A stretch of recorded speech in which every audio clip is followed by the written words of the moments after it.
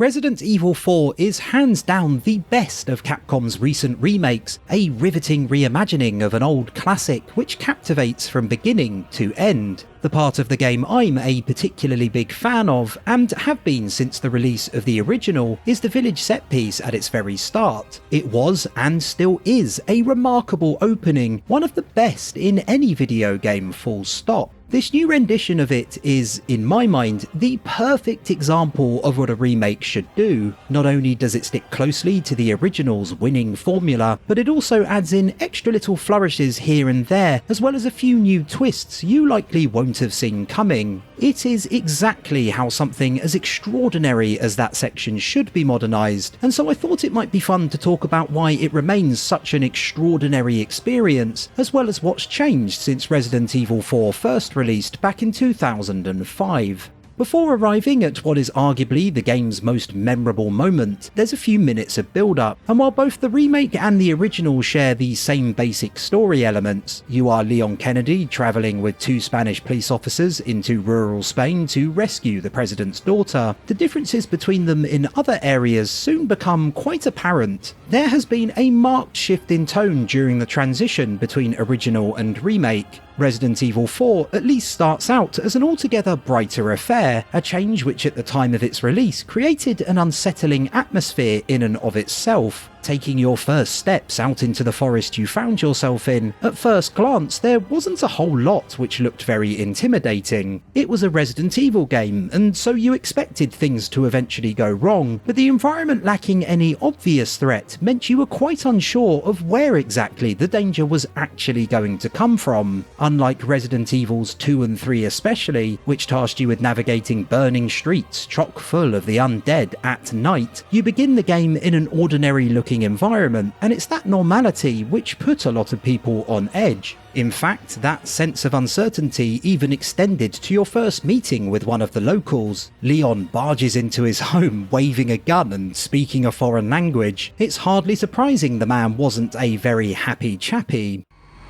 I was wondering if you might recognize a girl in this photograph? ¿Qué carajo estás haciendo aquí? ¡Lárgate, cabrón! Sorry to have bothered you.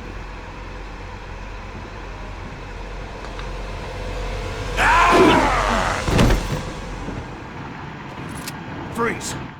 Of course, once that first villager was dispatched, things quickly hit the fan and you had to kill several more en route to the village itself, and between those encounters and the obvious signs you'd soon discover indicating that there was definitely something wrong, little ambiguity remained for long. Nevertheless, between the blazing sunshine and the change in setting, it was hard not to get the distinct impression that the series' dynamic had shifted. Previously, zombies and other assorted monstrosities acted as invaders into human territory. In 4, it felt very much like you were invading the monster's space, like you were venturing into the unknown. By comparison, the remake fosters a more straightforward horror atmosphere from minute 1. Rather than the forest you explore being bathed in sunlight, it's instead nighttime, and you're shepherded down narrow paths filled with rotting animal carcasses and decrepit buildings. The house within which you encounter the first villager is equally macabre, lit only by candles and lanterns, with a strange charm found in the room near its entrance only solidifying the idea that you are in a very threatening place indeed.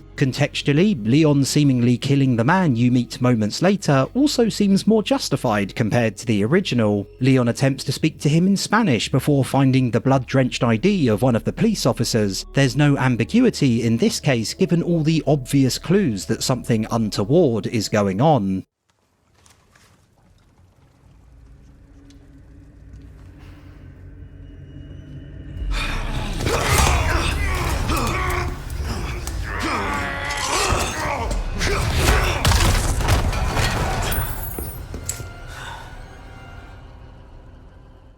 This darker, more mature tone is present throughout the majority of the remake, and so the oppressive atmosphere nurtured by Capcom during these very early stages makes sense. It lends consistency to proceedings. Even with that being the case though, I would have liked there to have perhaps still been just a smidgen of doubt as to what you were walking into before the horror vibes really began to permeate everything. There's a wonderful sense of unpredictability to the original's first few minutes, whereas by the time Leon kicks the first villager to to death in the remake, and certainly by the time that man reappears, head dangling in a wholly unnatural position, it's made abundantly clear that the people who populate this rural hamlet are monsters through and through, even if they don't appear to be at first. That being said, I do love how Capcom takes what was once quite an endearing early moment from the original and turns it on its head. Rather than rescuing a poor wolf you come across stuck in a trap, in the remake you'll find nothing more than the rotting corpse of one. It's a brilliant statement of intent by Capcom.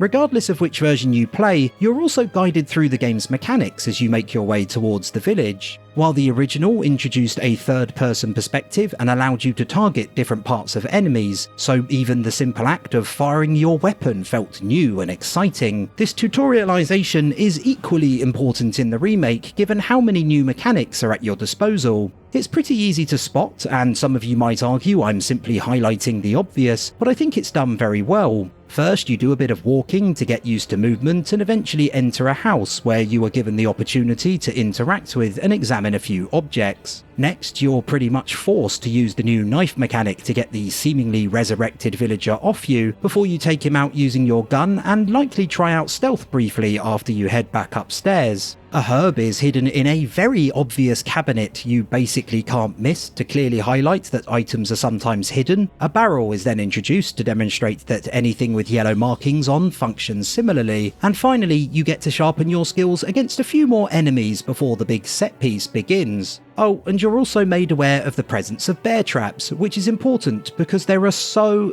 many bear traps in Resident Evil 4's remake especially.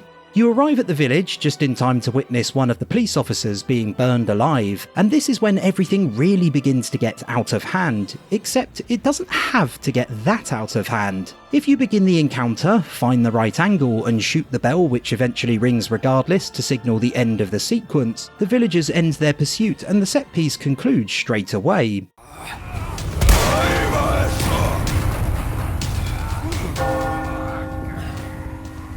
Huh?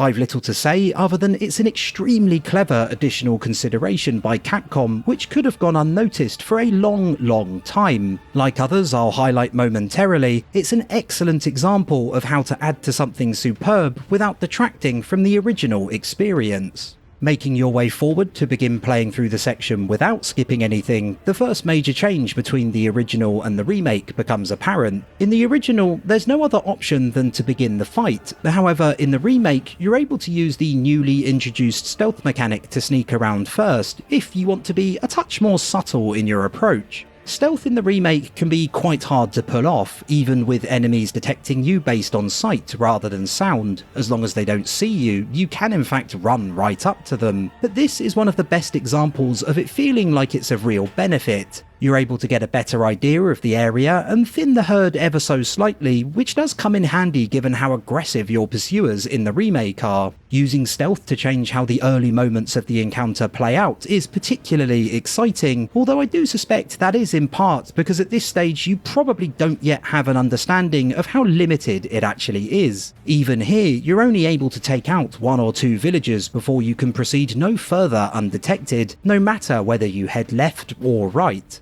The layout of the area itself remains relatively unchanged from the original, and this is the part of the experience I was most concerned Capcom would meddle with prior to the remake's release. In the original, it was split into 3 different lanes, left, right and centre, which were connected by various avenues leading between them. It offered plenty of options and never felt difficult to navigate, and also included buildings on either side you could head inside, which provided additional cover if you found yourself being overwhelmed. You're on the back foot, fleeing crazed villagers from the moment you enter the area, and so it needed to be designed so that it both offered enough escape routes and could quickly be memorised, and Capcom succeeded on both counts. The reason for me being so anxious about this part of the set piece was the enduring memory of Resident Evil Village's own opening, which was without doubt an attempted homage to 4. It failed miserably. The area it took place in only featured cover on one side of the map. There were 4 dead ends, meaning it was incredibly easy to find yourself trapped. The lichens on your tail had way too much health, and the equivalent to 4's chainsaw-wielding boss of sorts was Urias, an enormous hammer-wielding monster who made it even more difficult to escape your aggressors due to the huge amount of space he filled. In my view, they were not good changes and made the whole ordeal an exercise in frustration rather than the tough but fair experience 4's equivalent is, and I wasn't surprised at all to see feedback from a lot of people who did not have much fun with it. This might sound a little harsh, but the way it was designed demonstrated a fundamental lack of understanding as to what made 4's opening so amazing.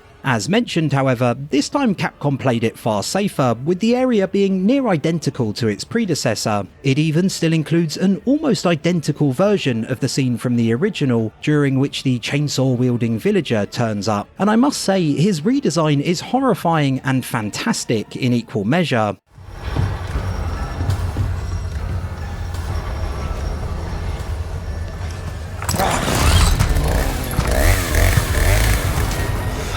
Kidding me.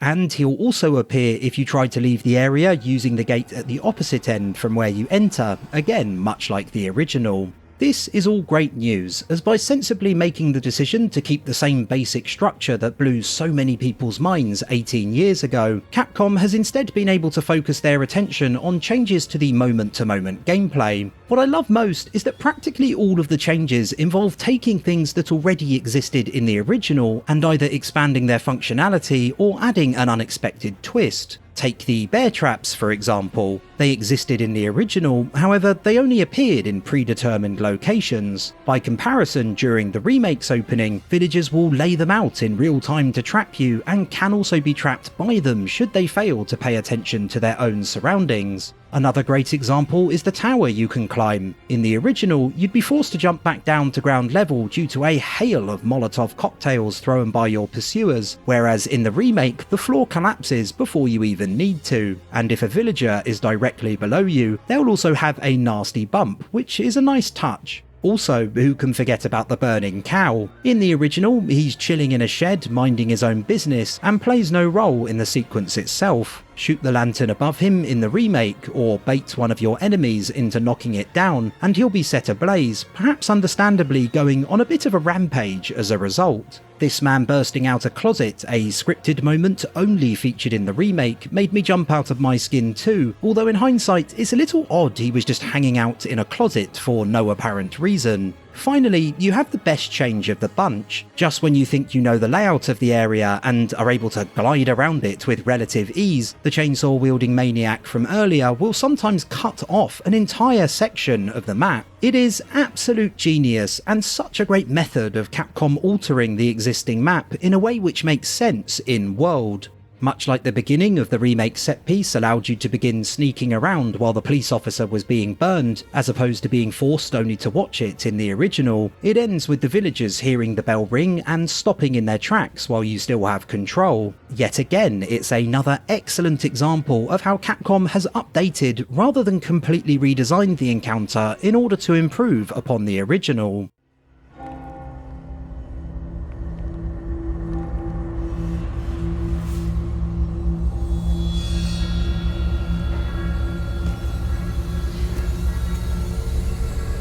Where's everyone going? Bingo?